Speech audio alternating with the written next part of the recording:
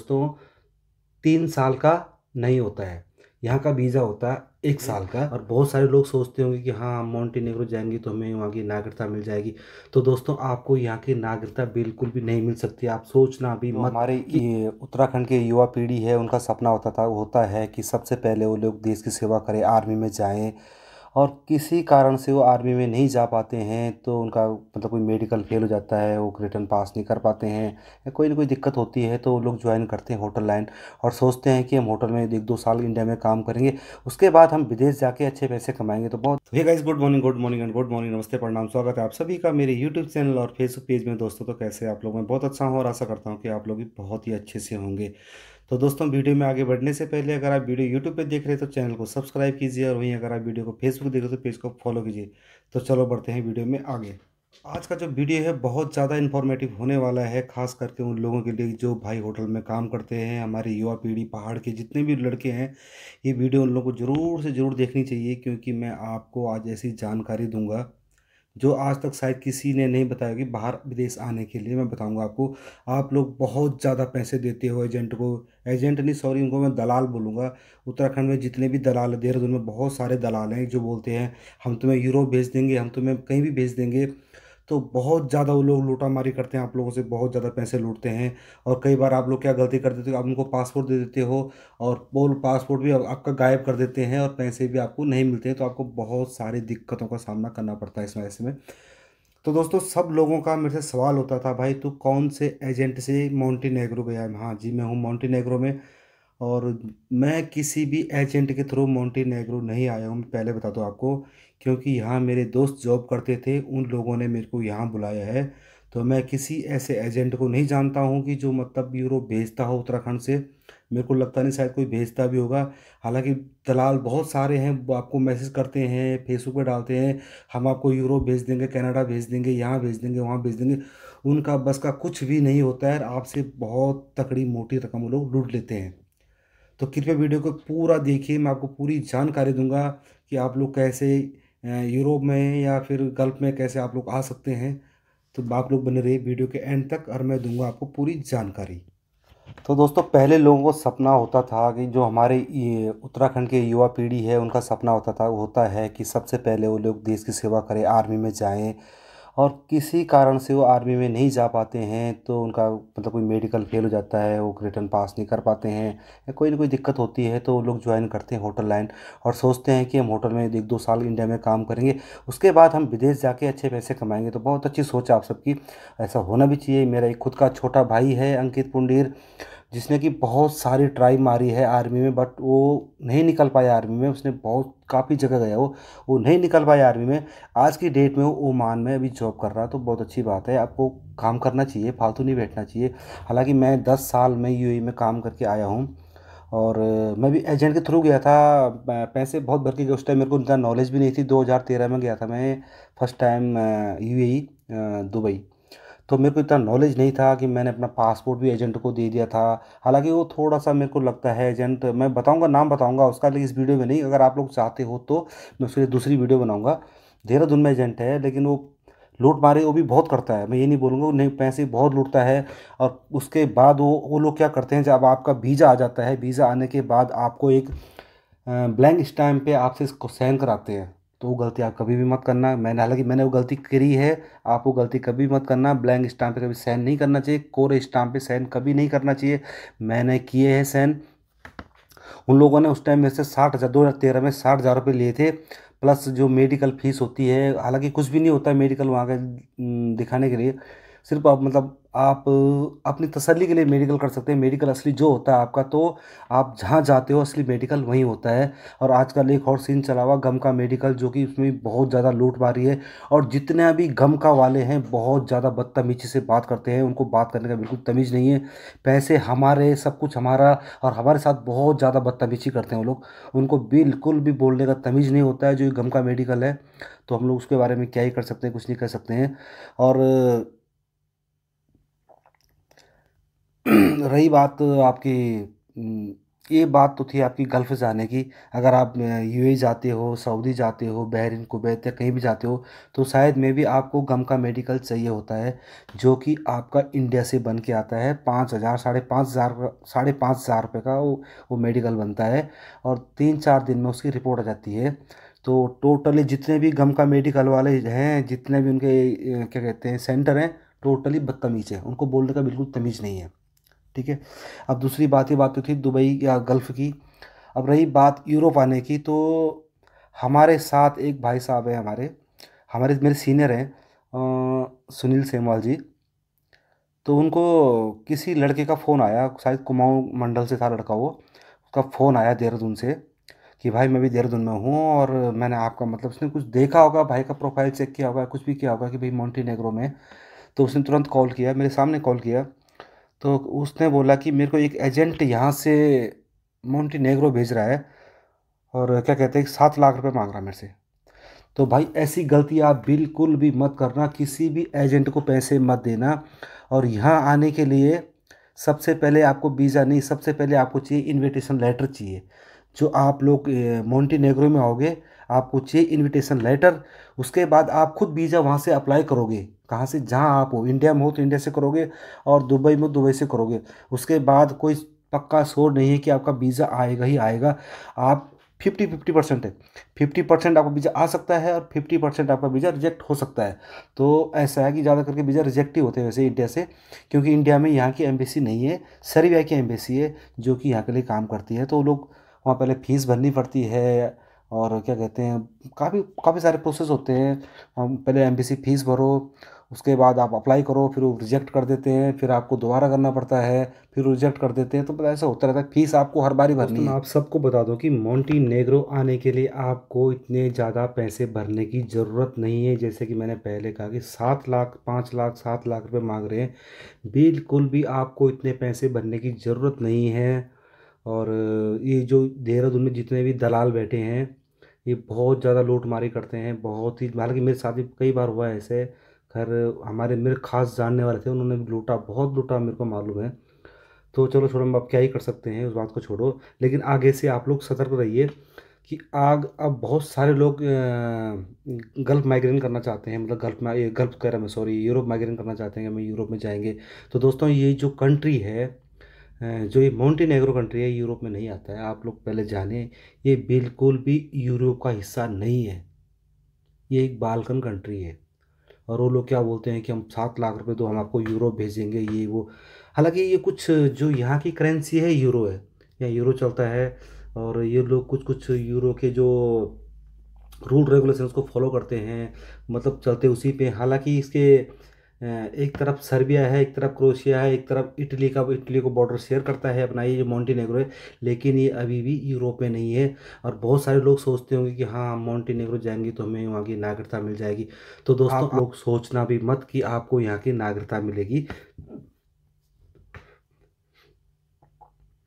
क्योंकि यहाँ आपको नागरिकता सिर्फ दो चीज़ से मिल सकती है।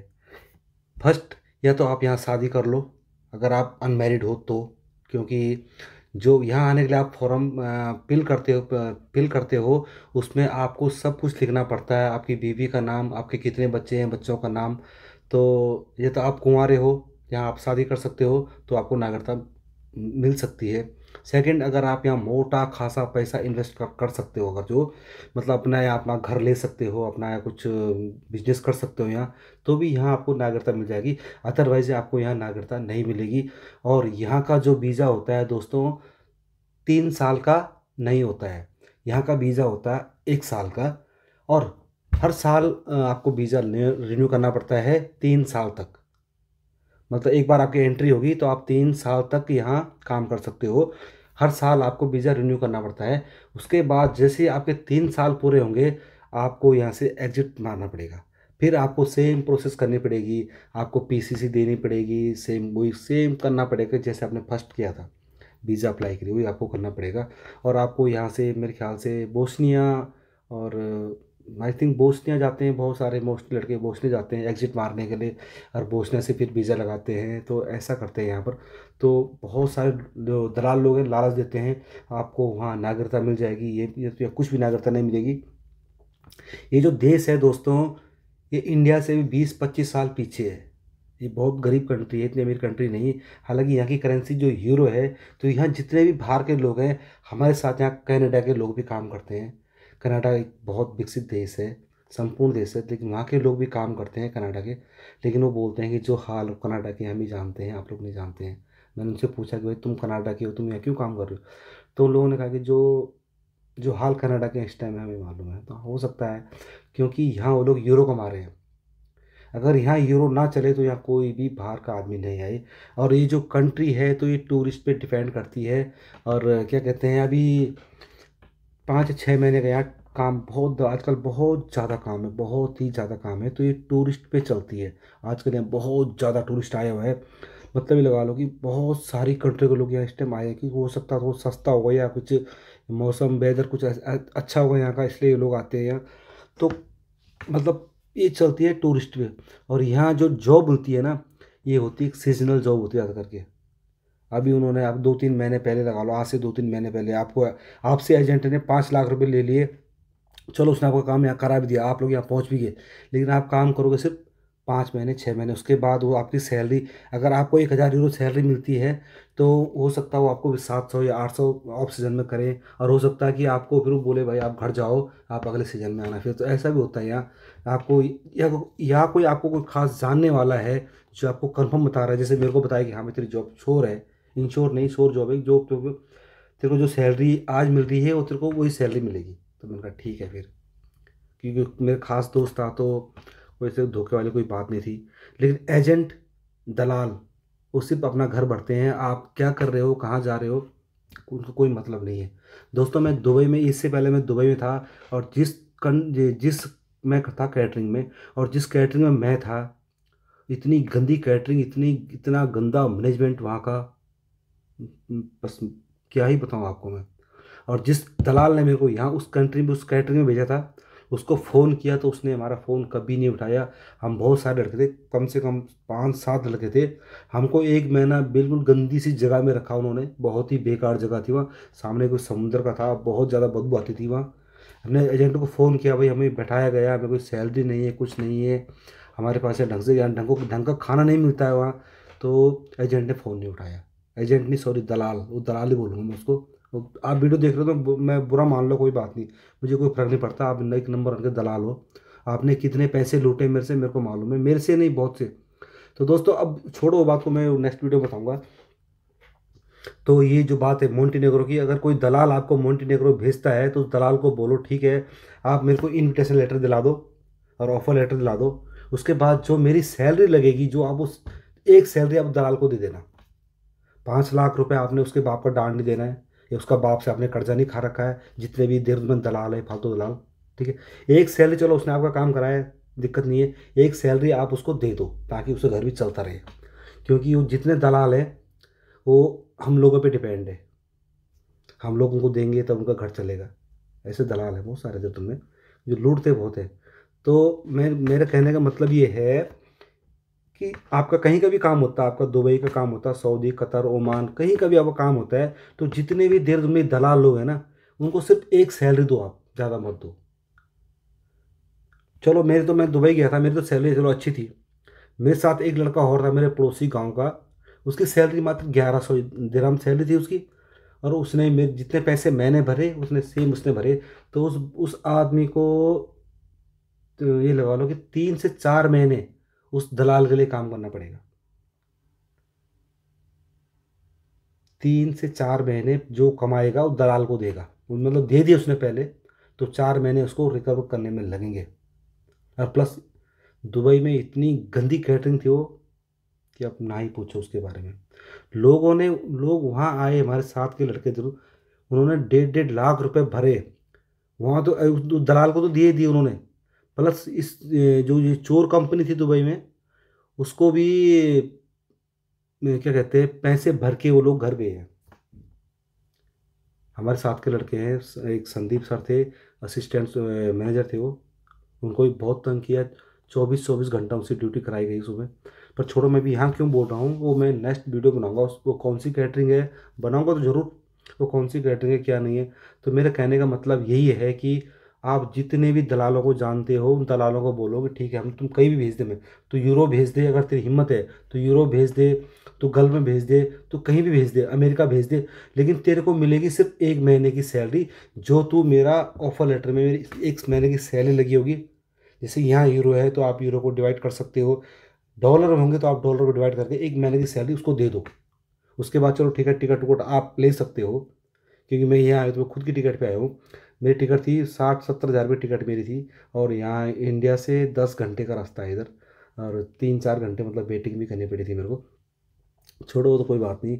तो लेकिन अगर आप मोंटीनेग्रो आना चाहते हो तो आपका ज़्यादा से ज़्यादा मैं कहता हूँ 2 लाख रुपए का खर्चा आएगा। सिर्फ 2 लाख का भी नहीं आता वैसे, चलो मानो फिर भी 2 लाख का खर्चा आएगा आप लोगों का। वो तो आपका, क्योंकि 1 महीने की सैलरी आप दलाल को दोगे, उसके बाद आपको टिकट बनानी है, आपको अपने डॉक्यूमेंट रेडी करने। हाँ, या फिर उसको आप ये बोल सकते हैं हमारा पूरा डॉक्यूमेंट तू रेडी कर, हम तेरे को 2 लाख रुपए देंगे, तो दो उसका तो आप 2 सैलरी दे दो, कोई दिक्कत नहीं है। उसमें आपको टिकट भी चाहिए, आपको तो आप बोलो कि मेरे को टिकट भी चाहिए उसमें, और मेरे को वीजे, मेरे पासपोर्ट है, वीज़ा भी चाहिए मेरे को। और पासपोर्ट लगाने सिर्फ आप ही जाओगे, जो पासपोर्ट होल्डर है वही आदमी जाएगा पास वीज़ा लगाने वहाँ। ये दुबई की तरह नहीं, हाँ वीज़ा गया ऐसा नहीं है वहाँ। एम्बेसी में जाना पड़ता है, वहाँ शक्ल दिखानी पड़ती है, ओरिजिनल पासपोर्ट लेके जाना पड़ता है, आपको चेक करेगा पहले, आप डिटेल चेक करेगा भी, तब आपको वीज़ा लगाएगा। ये दलाल लोग तो आपको ऐसी ऐसी बातें बोलेंगे कि आप तो बोलेंगे हाँ ये बहुत अच्छा आदमी है तो। लेकिन देहरादून में जितने भी दलाल हैं कोई भी अच्छा नहीं है। तो मैं एक अलग से वीडियो बनाऊंगा उसके लिए कि देहरादून में कौन सबसे बड़ा घटिया दलाल है ना। तो जितने भी मेरे भाई लोग हैं, आप ये वीडियो देखिए, अपने दोस्तों के साथ ज़रूर शेयर किए, जो भाई बाहर आना चाहते हैं एक बार ये वीडियो देखिए। और किसी भी दलाल को आप पहले एडवांस में पैसे मत दो, क्योंकि तो दलाल है, वो तो दलाली करके खाता है।